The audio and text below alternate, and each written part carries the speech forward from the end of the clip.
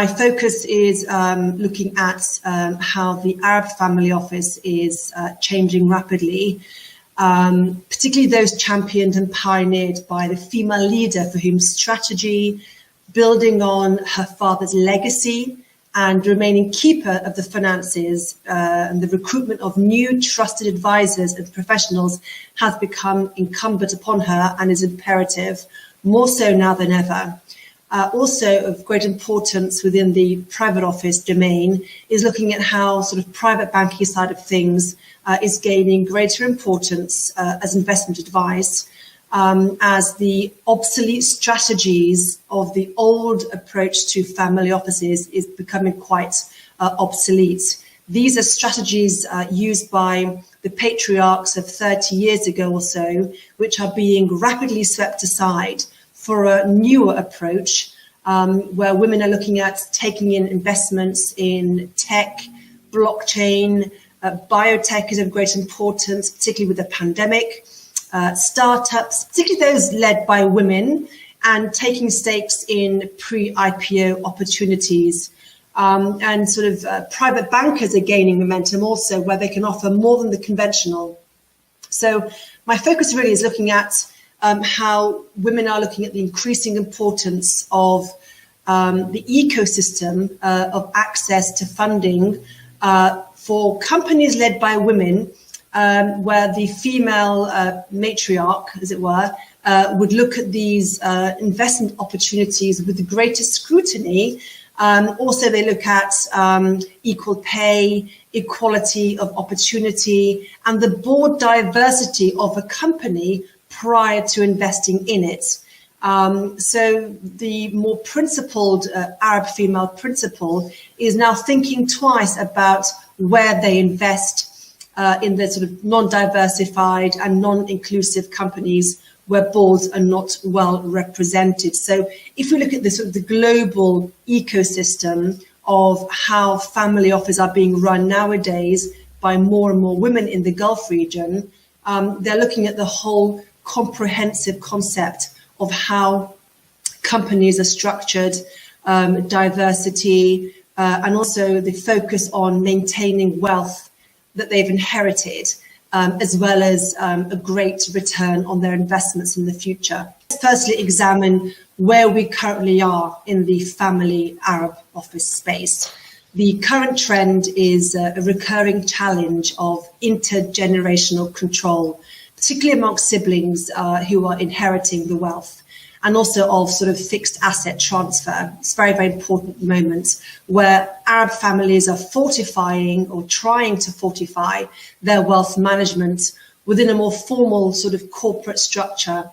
And for example, incredibly at the moment, many Arab family offices that I know of, where the patriarch is in their 70s, still have not formally appointed a legal successor. So this could bring about many challenges of its own, as I'm sure you'd appreciate. However, once there has been an appointment and more of these reins are being handed over to the tertiary educated, talented daughters for whom the emergence of a private office is imperative.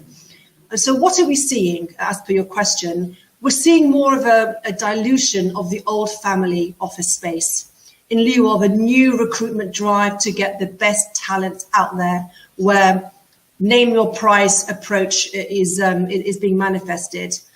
And also we're seeing new approaches to leadership styles in line with the, as I've off-cited, the Gulf Arab leadership style, which is still very much the majlis, and also new approaches to investments.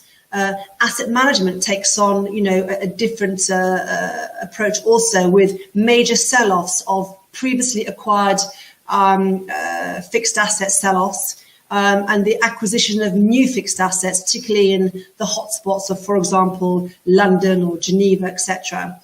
And the new matriarch is looking to acquire new fixed assets in line with the new matriarch's strategic approach to family offices. So we are seeing the emergence really of a hybrid model of the old family office and the emergence of a new private office structure, which is being very finely balanced to not only gain high fiscal returns, but also for the daughter, the female lead, to prove herself to the patriarchs ostensibly, and also to the siblings. As per your question about location, we're seeing scores of Arab private offices opening up in Asia. For example, Singapore, of which I'm resident, is a hotspot. We are seeing private offices have doubled up in the last 5 years or so. And this will continue to grow as there is a big focus on Southeast Asia. Also, there's a flurry of private offices opening up in Saudi Arabia, where we've witnessed legislative, social and fiscal reform, which has made the kingdom a very attractive option with more governance and transparency, which is being warmly received. So we have this new drive for talent in Saudi Arabia, for example, the UAE, to set up these female-led private offices, which is increasing rapidly, and I predict will increase even more the next 5 years, certainly. And I predict more so in Saudi Arabia than anywhere else. As I mentioned, there's a big appetite for fixed income bonds. Co-investment deals are very attractive. Tech, female-led startups, and there's an examination of the makeup of the corporate structure of companies before they invest in, where there's, as I mentioned before, there's greater scrutiny on the how the company is set up and the board diversity, which I, as an advisor, I always examine myself. So there's this push for talent. There's an emergence of a new style of leadership with women at the helm, and it's mainly sort of emerging in the Gulf region, but a big focus on Asia. My question is that if there is a woman, she is a rich woman, she make her own family office. So in which way she can help women in terms of bringing a change in the women's world? Yeah, that's quite an important question, and I think there's always a jostling of position as the female leader establishes herself and her new private office. And as I said, there's a legacy of managing the assets that she has acquired by the patriarch while launching a new diversified investment portfolio, which would include, as you mentioned, social causes, the ESGs. There's also a greater focus on philanthropic investments, legacy investments. There's a massive sort of key verticals are sort of emerging within private offices where philanthropy is very, very important and gaining prominence. It's part of this portfolio of management that is being looked at. Also, other things that sort of are looked at is the managing of risks and costs associated with operating the entity itself. So cost analysis is very, very important. And, sought after and trusted COOs, as myself, and CIOs have never had so much importance, I would say, as well as offshore trust providers. The offshore trust is not going anywhere. So these remain very, very important. And having a council of trusted advisors with the emergence of the private office is very, very important. I see lots of gatekeepers, and I call them gatekeepers. And one must be very wary of the unqualified advisor, the unqualified professional, and particularly the female leader with these new private offices sprouting up everywhere. And the new Arab female leader understands that with the expansion of these private offices, there's always a risk that, possibly capital can be quickly diluted unless a sensible wealth preservation strategy and governance structure is put into place to secure the prosperity for future Arab generations. There is also a review of the balance of power of either recruiting well and handling investments in-house, which is more effective in the long run, more cost effective, or continuing to outsource to third-party professionals, which is, as we know, more expensive in the long run. So you have this balance of power. And operating costs are being more scrutinized now more than ever before, because we understand there was a big capital leakage over the decades of, to be very frank, in looking at the balance sheets myself, of dilution of capital, where tens of millions been paid out to professionals. So bringing things in-house is also a growing trend, sort of gaining talent, retaining talent, and beefing up the corporate structure of personnel. There's also quite a large degree of diplomacy that takes place. You have, on the one hand, the risk-averse patriarchs of yesteryear, many of whom have been very disappointed by the wrong advice in their approach to investments, versus today's female leaders' approach with a riskier investment appetite, who are open to new opportunities and diversifying away from the original real estate from years ago.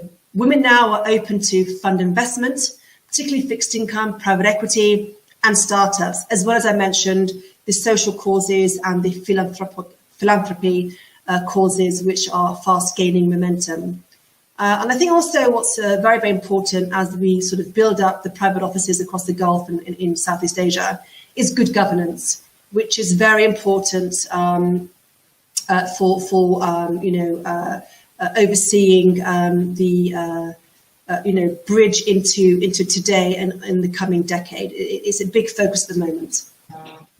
The corporate agility of the female-led private office is becoming very, very important. And innovation is imperative, where one focuses on long-term growth strategies for wealth, as well as incorporating the internal and external stakeholder priorities. And quite interestingly, I think, many of the female principals remain invisible. Some of the female principals are not visible at all. They prefer to operate away from the public, and certainly away from any sort of conferences or any speaking engagements in public. So they remain very much under the radar. Discretion is key, and trust is imperative. So as the team is built up, it's a team of trust, it's a team of professionalism, good governance, and legacy building. How will I conclude? Just with the prominence of the female-led private office, I'm very proud of this flurry of activity in the Gulf region. I'm very proud as a British-born Arab woman to be an advisor to these private offices. And it's very also important to note that as these private offices gain prominence, as they beef up their advisory personnel, their corporate structures, they work alongside legislation of localized governments in the Gulf region. And there continues to be a need to nudge governments so that at the policy level, so that further laws can be enacted to ensure equality of payment to male and females, ensure that women have equal opportunities, as well as ongoing professional development. It also helps empower women to lead the future family offices in the future, and to develop corporate strategies and ambitious projects. So if we look at, for example, Morocco's 2004 law, the Madawana, and the Saudi Vision 2030, which have put a focus on equality and promoting social change, this goes hand in hand with the private sector that will guarantee, I think, how we look and how we approach this new female leadership in the private office, or as I would call it, the feminization of the Arab family office, where we find female principals approach their investments, their corporate structures with their empathy and leadership.